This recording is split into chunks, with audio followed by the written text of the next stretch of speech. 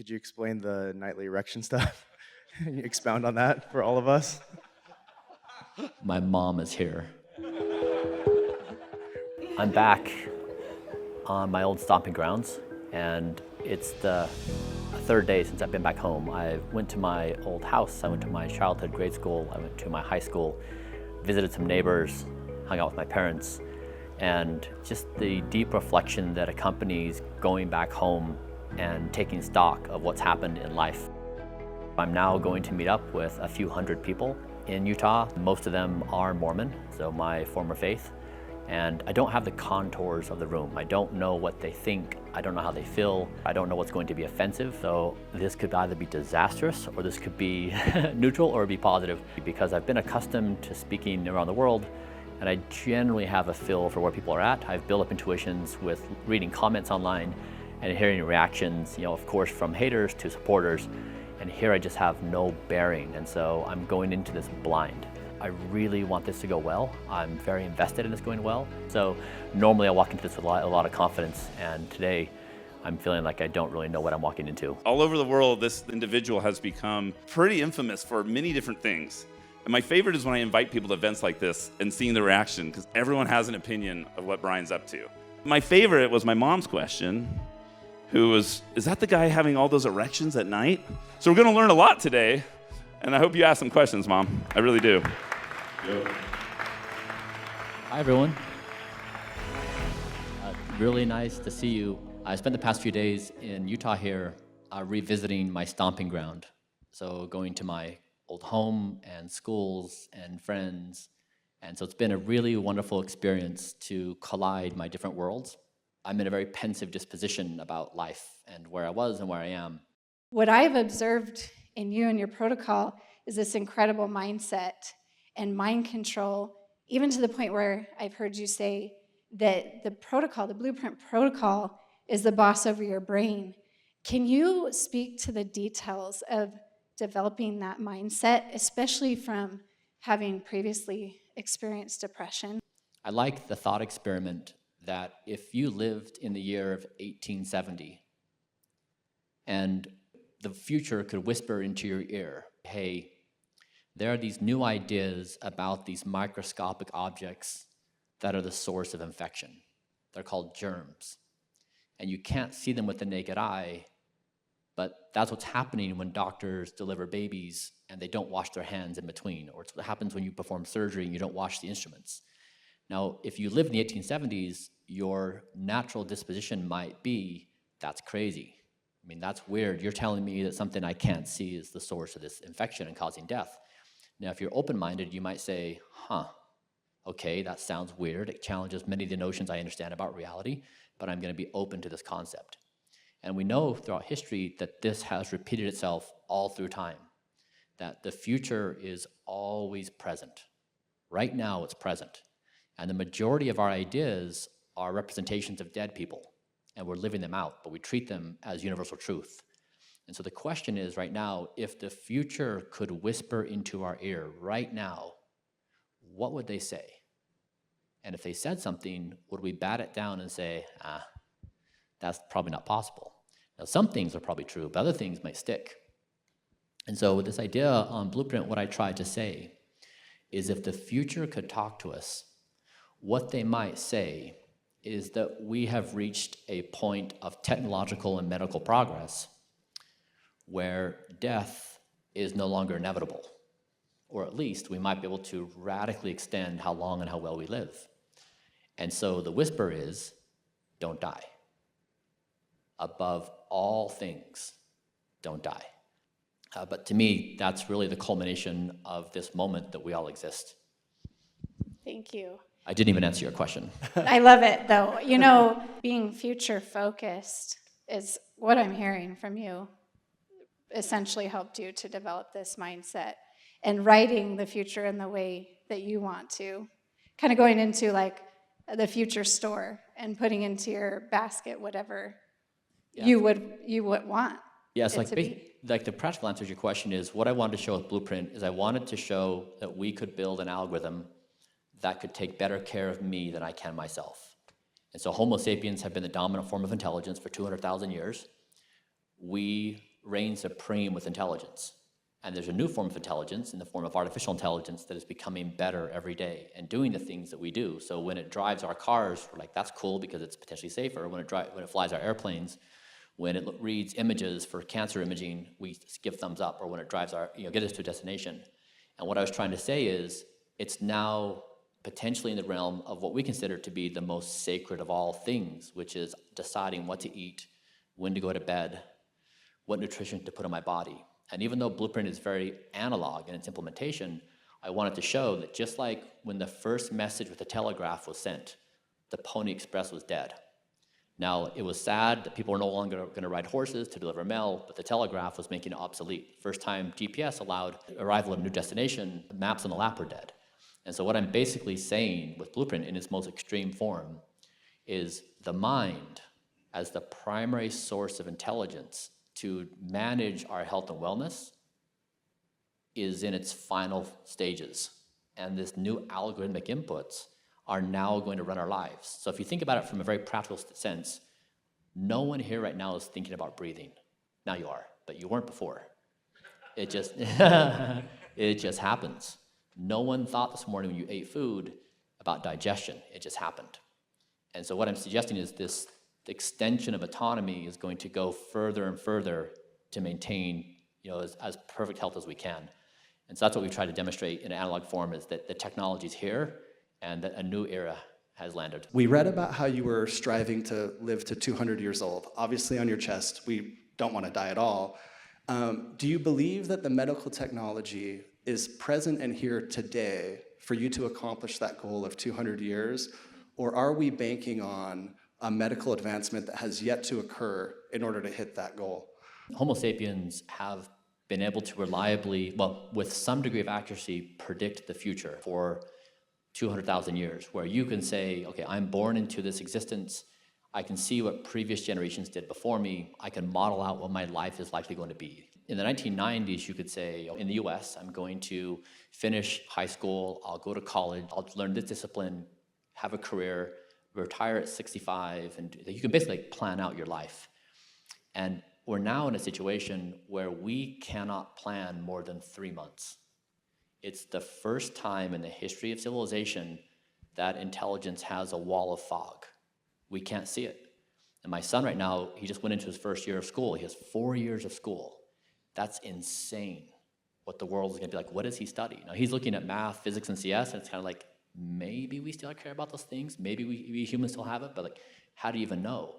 And so this idea that we would map 200 years from now is impossible. We can't do 3 months. And that has a really serious practical and philosophical invitation, where we're transitioning from a species of knowing things to a species of not knowing. And that's happening so fast. So we have approached reality from a first principles perspective. We acquire knowledge, we try to make few assumptions, we stack it, and we then do our behaviors and have these feedback loops. And now we're walking into the unknown, unable to do that process. And it's a exact opposite way of being as we have been. So we derive security and confidence from knowing. And when we don't know, we feel fear, and we pause and we stutter step.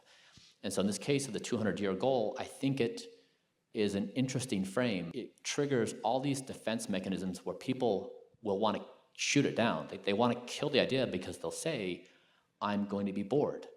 I don't know what to do. I would rather live a robust 65-year life than I would a boring 200-year life. And so humans have all these conditional responses. And I imagine in this situation, if we're talking to Homo erectus a million years ago, and we say, Homo erectus, how's it going? You have an axe. What do you imagine of life? And they're thinking, I've already slayed all the animals in the area. I would kind of be bored. Homo erectus would not be able to talk about all the things we're doing today, have a magic box in front of you that allows you to talk to any human at any time of the day and to create new forms of intelligence. And so the question is, in this moment, are we Homo erectus? We don't think we are. We think we're the apex of intelligence, but maybe we are. And so maybe we know nothing about what our future preferences or opinions or wants may be. And this is the state of unknowing, is our minds desperately want to know, And to me, this is like the layered challenge and opportunity we all have, because it's kind of counterintuitive to how things are today for us. Yeah, I think one of like my philosophical beliefs is that anyone can have an opinion on how long they would want to live. I think that it would be ultimately a human choice for us to be able to decide how long we want to live, and not to have disease or death overtake us unwillingly. I've been thinking about the relative aging of our body versus our brain. And one of the things that I've been worried about is, let's say that Blueprint works and we can get to 100 years old and you can be looking just like you're looking now or even younger. Is there any type of entropy in how the brain is structured that imposes some physical limitation that we should be concerned about? Or do we think that the body and the brain are deeply interconnected, and if we can maintain the health of the body, then the brain can benefit and last just as long? A common reaction in viewing what I do is that it's overwhelming, which is true. And the second is that personalization is important. But the way to soothe that anxiety and the way to actually get yourself in a good place, this is for optimal brain health and everything else, is to understand that there are power laws at play that everyone in this room can do. So the 5 power laws, that you look at all the evidence. 1 is don't smoke. 2 is 6 hours a week of exercise. The details of that, it's 4.5 hours in zone 2 through 4. So that's roughly 110 BPM to 159 BPM. It changes a little bit according to your chronological age. And then 90 minutes a week above 159. And then 3 is a BMI between 18.5 and 22.5. 4 is a Blueprint-like diet. And 5 is little to no alcohol. If you do those 5 things, you get roughly 32 years of life. You'd have a life expectancy of around 92. Here's the bad news. That also means you need to stop the bad stuff. You know, whether it's peanut butter at 11 o'clock at night, or whether it's the cookies or whatever. A lot of people want to do things that are positive for their body and their mind, but they get stuck on the personalization, and then it's overwhelming, and then they do nothing. They feel paralyzed. And so my experience has been these power laws help make it understandable, so people can say, I can do something that affirmatively is positive for my health, and I don't need to feel overwhelmed with this endless list of stuff. One of the challenges that I have is that my brain wants me to eat Sour Patch Kids. These are what I'm talking about. Everyone's got their thing, yeah. And so what tips do you have on how I can overcome that archaic dopamine system that wants me to trash my body? I call my version of myself Evening Bryan. He showed up at 7 p.m. And so he would be on shift when I was tired and I had fought the day's battles at the company. We bathed and fed the kids, had a fight with a partner, and then you settle in and you just want to be soothed from the pain. And sometimes that's the kitchen or the pantry. And I tried to stop this guy hundreds of times from doing it. And no matter how much I promised myself I wouldn't do it, I would do it. And then that would wreck my sleep. It would make the next day awful. I would be grumpy and irritable. It would lower my mood. Had this really compounded effect where life kind of was not great. And so one day, out of desperation, I said, Evening Bryan, you're fired. I'm done with you. Like, you make my life miserable. And weirdly, I kind of had a smirk and was like, okay, this is kind of an interesting thought. And I just made a rule that between 5 p.m. and 10 p.m., Bryan could not eat, no matter what. He couldn't even eat broccoli. It was just nothing. And so I wrote down his name, Evening Bryan. I made a list of all of his clever arguments, like just today, this is a special occasion, just one, all the clever things he said, and very persuasive. And then I would say, thank you for your suggestions, Evening Bryan. We are not going to do that. And I was slowly able to wrestle control, and then I could go to other versions of Bryan that I didn't like and say, hello, Bryan. Like, I appreciate your existence. We're also going to stop doing these things. And remarkably, I would say I have almost eliminated all negative behaviors in my life. Oh, wow. I just don't have vices. And it's actually remarkable coming from a place where I was just unable to control myself in the most basic of ways. And it's such a liberating experience where I can now, if I feel the urge to do something, I can look at that and say, I know what pain it's going to cause. It's absolutely not worth it, and I don't want it. Do you find that meditation or mindfulness plays a role in Blueprint, or how do you consider like times of deep thinking or meditation? Are those part of the protocol? That really has to do with sleep. And so I would suggest, my suggestion to all of you would be to make sleep your number one life goal. There's literally not anything that is above sleep, because there's nothing that influences your conscious existence more. And when I did a study with my company, Kernel, where I looked at my brain and we gauged my capacity to have willpower. And my willpower went down proportionally relative to how much deep sleep and how much REM sleep I got. And so the less REM and deep I had, the less self-control I had, which increased the likelihood that I would eat poorly that night, which would wreck my sleep again. And so if you want more power to be the person you want, you get more sleep. And this is why sleep is the number one priority, because then it has this domino effect in the opposite direction, leading to other positive things. So evening Bryan's power is correlated to how much sleep? Entirely. Sleep is your first remedy, your first medication, your first intervention. Nothing beats it in its power. Pop culture is a really great tool for us to speak a common language. It brings bridges between people's understanding. And one of the more remarkable stories that have been told over the past couple of years is Lord of the Rings. And who's seen Lord of the Rings for reference? Okay, good, so we have a lot of fluency. So you remember the battle at the end, Helm's Deep, right? The final battle.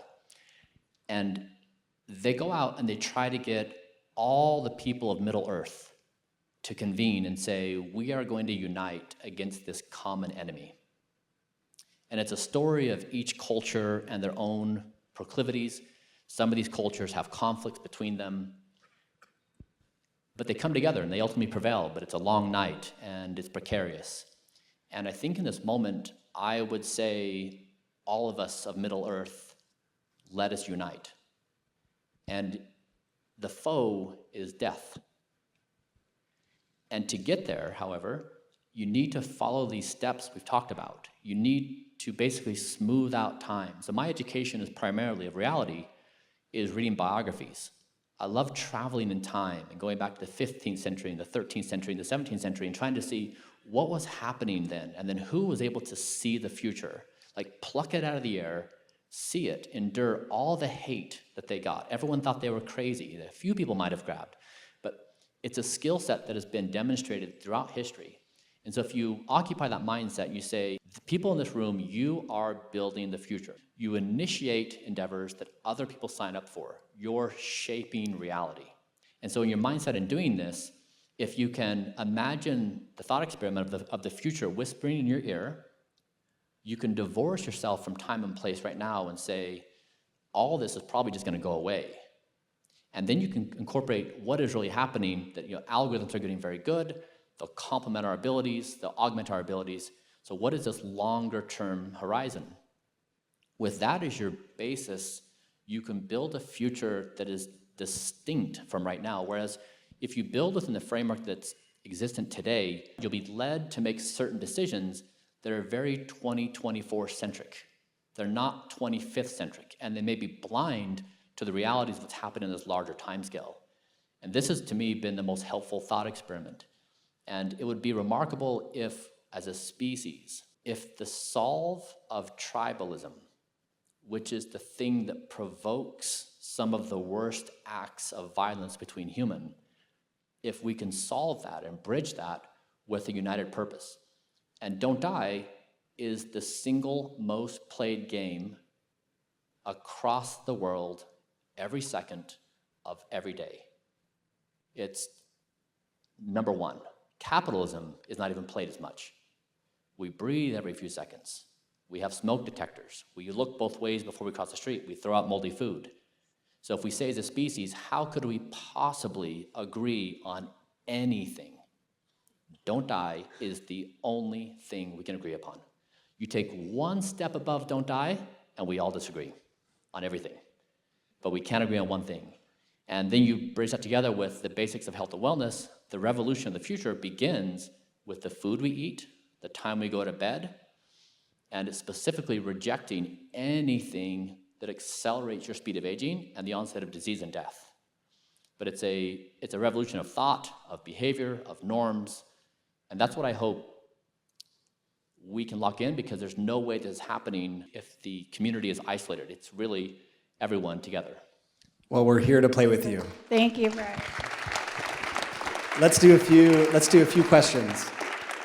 So we're supposed to spend about a third of our life asleep. So, and you said sleep is our number one priority, or should be. So what would you recommend for a good sleep routine? Like, what kind of things do you do? What could the average person that doesn't have millions of dollars, what could they do? Yeah, the power laws are really straightforward. So I have my last meal of the day at 11 a.m. And so when my bedtime comes around 8:30, my resting heart rate is 46. If it's 46, I'm gonna have a perfect night's sleep. If I eat at 5 or 6 and something like pasta or breads, my resting heart rate is gonna be 59, and I'll have 75% less REM and deep. So I've always caveated over the years, I've said, you may be different, but every single time the person comes back and says, you're right, the earlier I eat, the better my sleep. So I would encourage all of you to trial that, eat earlier, and if you want to do dinner with family to be, in the social group, fine.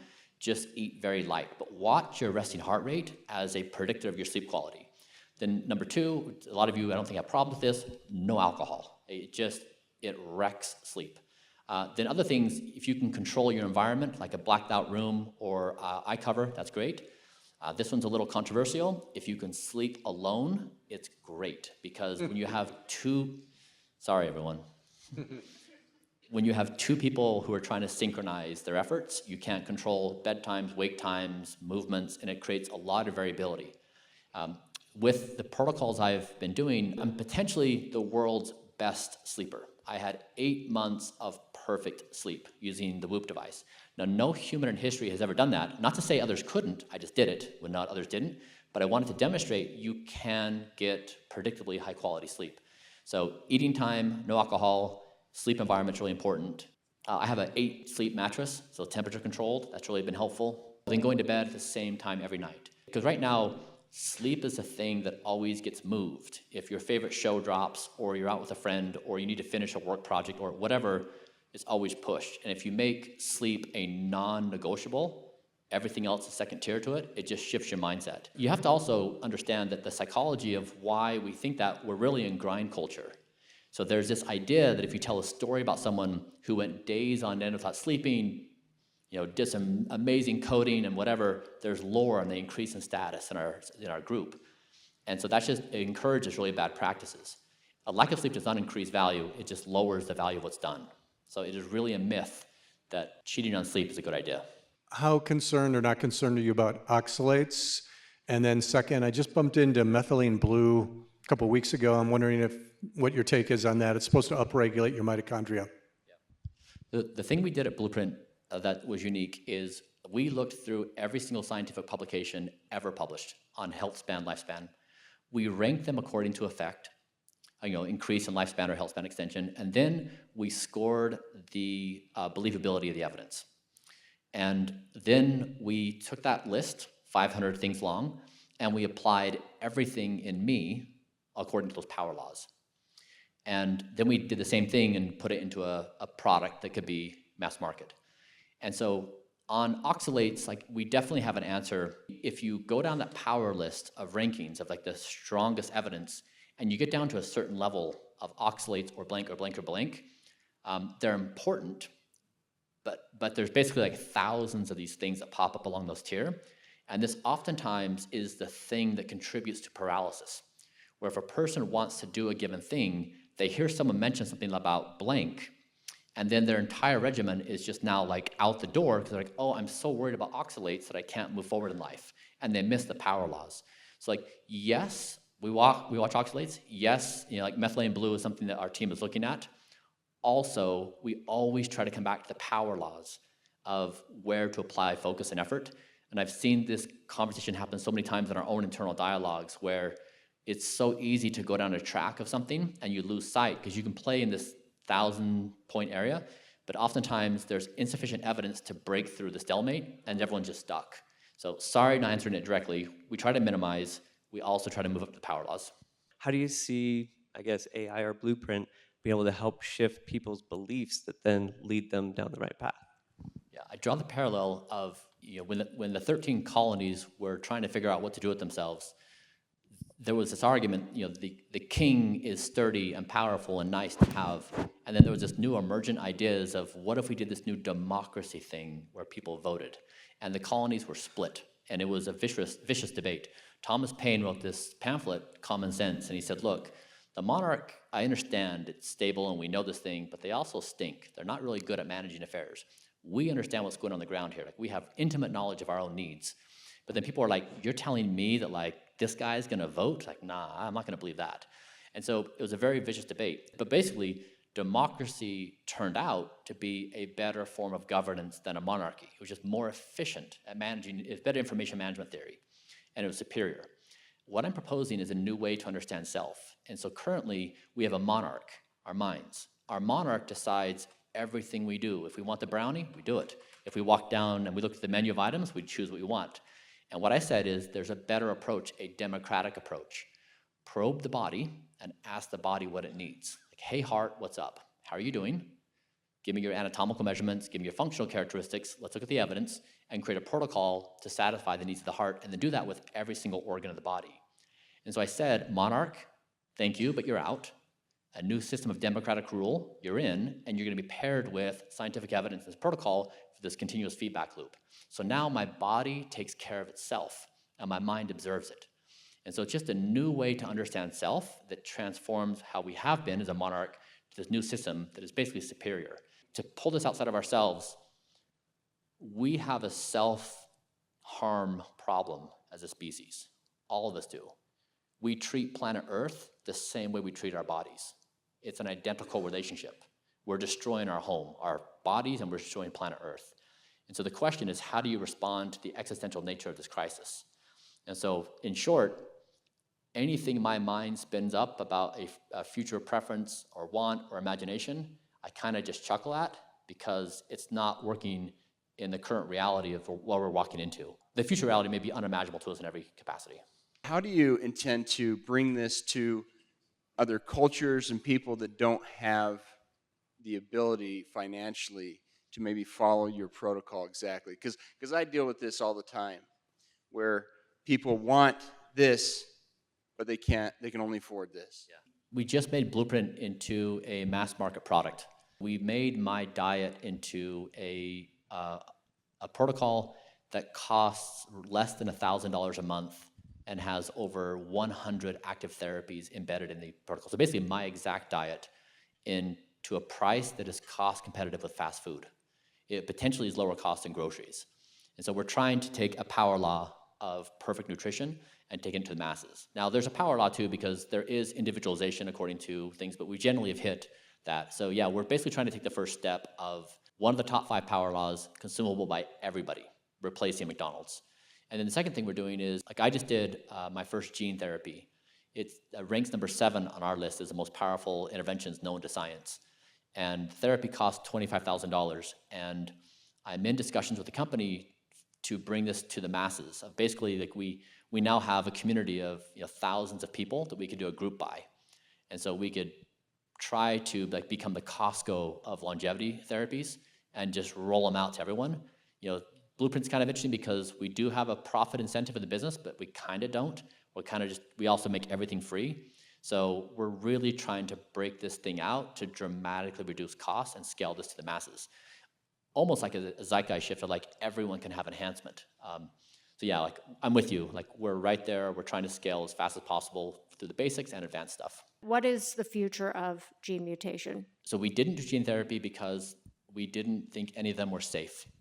And that was because the primary delivery vectors of most of the gene therapies out today are via AAVs.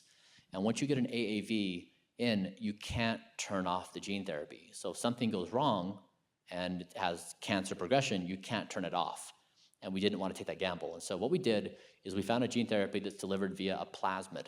And so I got 2 injections on my sides, and a protein sits inside the nucleus, and it basically just generates the protein follistatin. And then if you don't like it, or you don't like the effects, you can just take tetracycline and it kills it. And so what is encouraging to me is gene therapy, which is the thing that's going to bust open longevity, is here. And we found safer routes for gene therapy. And it still is the 7th highest ranking therapy. It's a 30% extension of life with this therapy. And so it's remarkable. And I'm doing my 2nd gene therapy in 2 months for cognitive enhancement. Same methodology, plasmid induced, generates a protein, tetracycline killed. And so it's cool because this is, again, why Don't Die matters, is if you take this longer arc and you say, really, where are we at right now? That's what the future whispers, is because we're there. When you travel, yeah. How can you follow your regimen and how do you adapt? You know the second one. Yeah, so when I travel, it's really hard. Like basically, it is impossible to find healthy food when you travel. We can't go anywhere. So I'll pack most of my stuff, everything I can to travel with, and then when I show up, I'll go to the grocery store and buy what I can.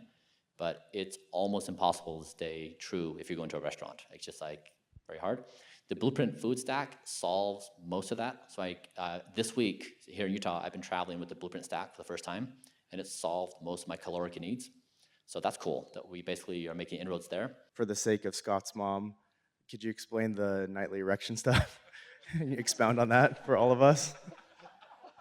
My mom is here. We could do it later. You could answer the first one. No, I call my mom every week, and I say, Mom, just so you know, I did the following things this week. For those of you who don't know, I'm pretty rowdy on social media. I've posted several nudes. I talk about my nighttime erections, stuff that is typically taboo in conversation. And so if you really want to understand age, you need to inquire the age of every organ of the body. We say that I'm blank chronological years old, but a more accurate way of explaining age is to say my heart is anatomically this age, my heart functionally is this age, my diaphragm capacity is this age, and so I have hundreds of age markers throughout my whole body. And so my left ear is 64 because I shot a lot of guns as a kid. In Utah culture, we had a lot of guns, and I was right-handed, and so I had the gun like that, exposing my left ear to a lot of the sound. And so I suffered between 2,000 hertz and 8,000 hertz. I'm basically deaf in my left ear. And so understanding the age of my entire body is really helpful. So one of the things we've been looking at is not just sexual function, but males and females have nighttime erections. And as you age, they decrease. And it's actually a really important marker of cardiovascular health, physiological health, and sexual health. And there's a company that created a device for men to measure nighttime erections. It's a little cube that men put on, and it's so small you just forget that it's on. And it's harder to measure female erections. Like there's no device to get at it. A lot of my friends, when they read about this, they would message me privately and say, I think I'm 0. And a lot of them were because grind culture and lack of sleep eliminates that function. And so it's a really good reminder for them that there are serious consequences for not sleeping well. And so we really try to make a point that even though sexual health is largely a taboo topic in society, it's very healthy to make it okay to talk about. And there's also ways to measure it to see how you're doing in life generally.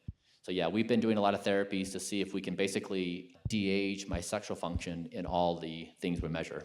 A lot of things I do, dying is an option, and that makes that activity more exciting, mountaineering, whatever, or injury. And there's a lot of venturesome people in our culture that they thrive on that, but they also agree with what you're doing. How do you merge the don't die with people, society that needs adventure and adverse to what you're doing? Yeah, I wrote a book, Don't Die, that is available on YouTube for free. And in the book, I explore this question. I pose the question, is exploration dead? And I have a few characters who represent the argument, and they say, exploration is dead. We know planet Earth, we've mapped every crevice. There's nothing else to explore, and space is so big, we're not gonna be surprised anytime soon. So where do explorers go? And that's really the hypothesis, is I'm saying that the most exciting exploration of existence is on our doorstep. That what we have done for exploration of the physical world has been one thing, but we're now entering into this entirely new existence with the emergence of AI, our interaction with that, and where our minds are going to go. And so I think instead of exploration being dead, we're actually right now at the beginning of the most expansive frontier in history. And that if we can recognize that, we all can sign up to be the explorers of this thing. And the Don't Die framework, you mentioned some of the things you do that's adventurous. If you think about the safety infrastructure that you use, harnesses, seat belts, airbags, tie ropes, like all the things, you are substantially safer now than you were before. So you can take these risks and also have these things. So I was working on this graph this morning. My dad and I were talking. And so this is, you probably can't see it, but I was imagining like on this, so basically this first line is the capital that's been invested in die technologies. So think of it like alcohol and smoking and environmental toxins and all the things that contribute to death. Then you think about the economic curve of don't die. So that includes things like safe water and hygiene practices and antibiotics and seatbelts and all the things that keep us safe on a daily basis. That has also been increasing in spend. And what I'm proposing is in the year 2024, the technologies that accelerate death hit a peak, and then there's a slow downward trend. And the technologies going towards don't die are an exponential increase. And so if you believe that the next gold rush is don't die, then the corresponding personal accompaniment is that exploration along the don't die exponential curve is the place for people like yourself who enjoy that kind of. And so I'd say that it's probably the most delicious future you could ever want. And not dying is going to give you some unknown number of tomorrows for you to play the games you want to play. So it actually is perfectly aligned with who you are and what you want to do. I remember growing up in the church, you're given all the answers. You know exactly what's going on. The only objective of life is to obey the rules to get the prize. The reality I understand now is we don't know the rules. We actually know nothing. Now, that does not mean that we can't cooperate. Like, we can absolutely be together at Helm's Deep and do this together. It does mean that there's a diversity of perspectives, but we do align on this one objective. And that's what I really hope we can do is, like, you step one step above, we're going to become tribal, and we don't want to superimpose our views on everyone else. Like, it's just who we are. There's really an opportunity if you understand our time and place. Thank you, Bryan.